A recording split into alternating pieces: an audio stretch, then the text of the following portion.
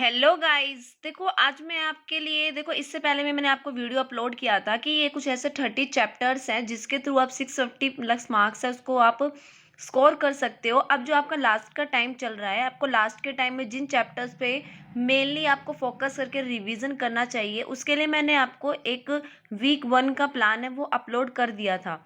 ठीक है, आप उस वीडियो को ज़रूर देख लेना। आज मैं आपके लिए वीक 2, वीक 3 और जो हमारा लास्ट का वीक 4 है उसके लिए एक प्लान लेके आई हूँ कि ओवरऑल आपको इस लास्ट के मंथ में क्या करना चाहिए।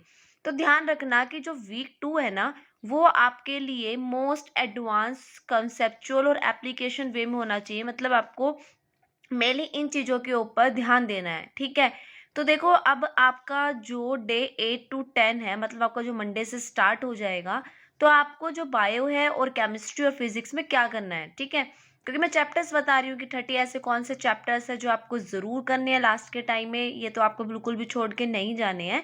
तो देखो इसमें जो बायोलॉजी है उसमें आपको plant physiology, morphology of flowering plant, anatomy of flowering plant और इकोलॉजी। और केमिस्ट्री में बात करें तो coordination chemistry, chemical bonding, P block elements. और फिजिक्स में इलेक्ट्रोस्टैट एंड कैपेसिटेंस। ठीक है, नेक्स्ट आप देखो कि जो हमारा डे 11 to 14 स्टार्ट होगा उसमें आप बायो में human reproduction, animal kingdom, biotechnology.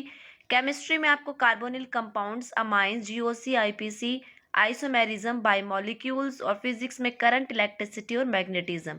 ठीक है, इन सभी चैप्टर्स के आपको अच्छे से शॉर्ट नोट्स जो भी आपने बना रखा है ना लास्ट के टाइम में, हर किसी को ना लास्ट के टाइम में अपने पास एक शॉर्ट नोट्स है, फॉर्मूला शीट्स है, वो ज़रूर बना के रखनी चाहिए। क्योंकि लास्ट के टाइम में आप कंप्लीटली पूरे सिलेबस को नहीं कर सकते हो, पूरे उसकी एक चैप्टर को कंप्लीटली खोल के नहीं कर सकते हो।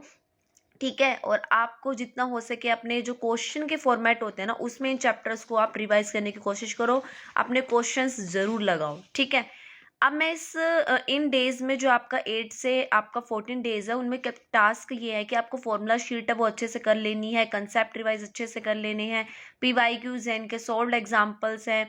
ठीक है, 50 क्वेश्चंस है, 50 एमसीक्यूज आपको हर सब्जेक्ट में ज़रूर करने हैं। और साथ के साथ जो आपने वीक 1 में रिवाइज किया था, जो मैंने आपको एक टास्क दिया हुआ था, उसको आप अपने वीक सेकंड के साथ ज़रूर रिवाइज करते हुए चलो। क्योंकि देखो क्या होता है कि कई बार जो हमारा दिमाग है ना, कई बार क्या हमेशा यही होता है कि हमारा दिमाग को यही लगता रहता है कि जो मैंने पीछे पढ़ा था वो मुझे याद भी है नहीं है, मैं भूल गया हूँ। तो इससे मच मोर बेटर है कि आप अपना उसको साथ में रिवाइज करते हुए चलो, ताकि आपको अब लास्ट का टाइम में आप हड़बड़ाओगे नहीं इससे। क्योंकि आप वीक 2 क्योंकि आप अपना जो जो भी सिलेबस आपको उसको रिवाइज करते हुए चलोगे तो हड़बड़ी बिल्कुल भी नहीं करनी। क्योंकि हड़बड़ी कर दी ना आपने इस लास्ट के मंथ में तो आप एग्जाम में जाके जरूर कुछ ना कुछ गड़बड़ कर दोगे। इसलिए मैं आपको बोल रही हूँ कि अब जैसे आपने वीक 1 का जो रिवाइज किया था, आपको वीक 2 में उसको रिवीजन में डाल लेना। ठीक है, पार्ट सिलेबस टेस्ट है, अपने फुल सिलेबस टेस्ट आपको ज़रूर लगाने हैं। अब हम वीक 3 में चलते हैं। तो देखो वीक 3 में ना जो उसको मैं बताने से पहले आपको बोल रही हूँ कि देखो मैंने जो बायो के मुझे मच मोर इंपॉर्टेंट चैप्टर्स लगे थे वो मैंने आपको बोल दिया कि उनकी आपको रिवीजन एक बार कर लेनी चाहिए। और अब मैं आपको जो बोल रही हूँ कि जो 15 to 17 डेज आएंगे उसमें आपको बायो का फुल सिलेबस रैपिड रिवीजन करना है जल्दी जल्दी में। एनसीईआरटी लाइन बाय लाइन आपको वो अच्छे से कर लेनी है। और साथ में अगर आपको जो भी लग रहा है कि मेरे वीक कंसेप्ट है या कोई चैप्टर है मेरा रह गया है तो उसको भी आप रिवीजन में ज़रूर कर लेना। ठीक है, जितने भी आपके रिमेनिंग चैप्टर्स बचते जो आपको लग रहे हैं कि आपको रिवीजन की ज़रूरत है तो आप उनको ज़रूर रिवाइज करना।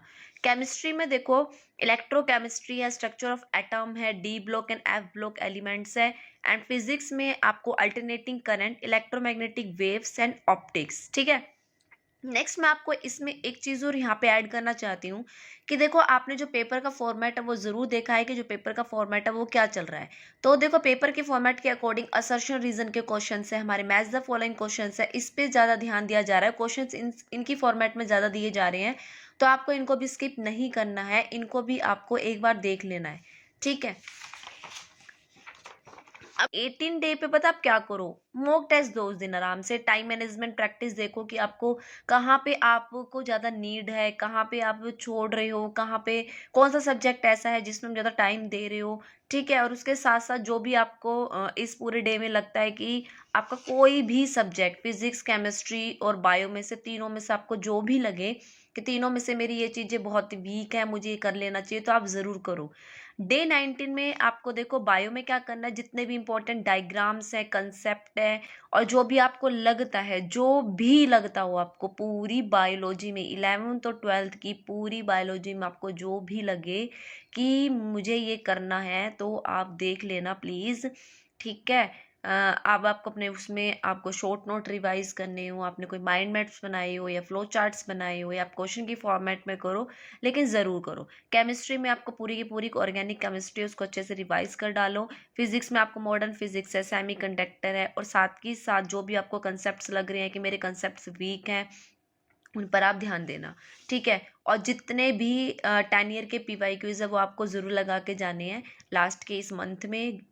अ, देखो अब आपको ये वाला महीना है, आपको दिन रात तो एक करना ही होगा, तो कैसे भी करके अपना टाइम को निकालो और आपको लास्ट वीक के 10 ईयर के जो PYQs है ज़रूर लगाना, क्योंकि इससे पता क्या होगा कि PYQs देखो यार रिपीटेड होते रहते हैं, तो क्वेश्चंस उसमें से ज़रूर बनते हैं। अगर आपने 10 ईयर के PYQs भी लगा लेना लास्ट टाइम में, तो आपका जो कॉन्फिडेंस लेवल है ना बहुत ज़्यादा बूस्ट हो जाएगा। अब चलते हैं वीक 4 में। वीक 4 हमारा लास्ट वीक है, ठीक है। तो इसमें आपको जो डे हमारे 22 से 25 है, आपको subject wise full length test देने हैं। आपको जो रिव्यू करना है NCERT की हाइलाइट्स के ऊपर, जो आपने हाईलाइटेड की है, हाईलाइटेड वही किए जाते हैं ना जो इंपॉर्टेंट होते हैं, फॉर्मूलाज हैं, आपकी जो मिस्टेक्स हैं, ठीक है। और आपको जो मॉक टेस्ट है वो हमेशा ध्यान देना है कि 3 आवर की स्टिक टाइमिंग के साथ करो। अब मैं यहाँ से बोलूँगी लास्ट वीक स्टार्ट हो जाएगा 22 से, आपको डेली बेसिस से मॉक टेस्ट ज़रूर देनी है। एक दिन में आप 2 मॉक टेस्ट दो और अपने अच्छे से बिल्कुल टाइम वर्क के साथ दो, ठीक है। और आपका जब डे स्टार्ट होगा ना 26 से 28, आपको इन 3 डे में क्या करना है, बायोलॉजी की NCERT को आपको पूरा एक दिन दे के आपको पूरी तरह से उसको रीड करना है, फुल रीडिंग करनी है उसको। अब देख केमिस्ट्री में आपको क्विक रिवीजन फॉर्मूलाज हैं, जो भी आपने फॉर्मूलाज बनाए हुए हैं उनके आप जल्दी से क्विक रिवीजन करो। आपके जो नेम रिएक्शन उसको रिवाइज करो। फिजिक्स में जो भी आपके फॉर्मूलाज है, कंसेप्ट है, जो भी आपके फ्लैश कार्ड है, उनको आपको रिवाइज कर लेना है। अब जो लास्ट के 2 दिन बचेंगे, आपको क्या करना है, लास्ट के 2 दिन में आप अपने 2 मॉक टेस्ट दे लो। आपको जो शॉर्ट नोट्स है उसका रिवीजन करना है। आपको जो लगता है कोई भी डाउट हो, कोई भी आपका वीक पोर्शन हो, कोई भी आपको इंपॉर्टेंट कंसेप्ट लगता है जो आपका छूट गया हो आपसे, आप उनको रिवाइज करो, ठीक है। और जो आगे गाइज, आई होप आपकी ये हेल्प करेगा। मेरी तरफ से एक छोटा सा ये ट्राई था, छोटी सी कोशिश थी कि मैं आपको ये बता दूं कि जो ये आपके डेज हैं लास्ट के, आपको इनमें क्या क्या चीज़ों को कर लेना है, ताकि आपको बस थोड़ा सा ना आइडिया लग जाए कि आपको ये मंथ है उसको किस तरह से लेके चलना है, ठीक है। ये कुछ ऐसे 30 मेरी तरफ से इम्पोर्टेंट चैप्टर्स थे जो आपको लास्ट के मंथ में बिल्कुल भी स्किप नहीं करने हैं, इनको ज़रूर ज़रूर करके चलना है, ठीक है। और बाकी जो बचेंगे उनको आप अपने अकॉर्डिंग देख लो। वैसे तो नेक्स्ट वीडियो में, तब तक आप अपना ध्यान रखें। Take care and bye bye.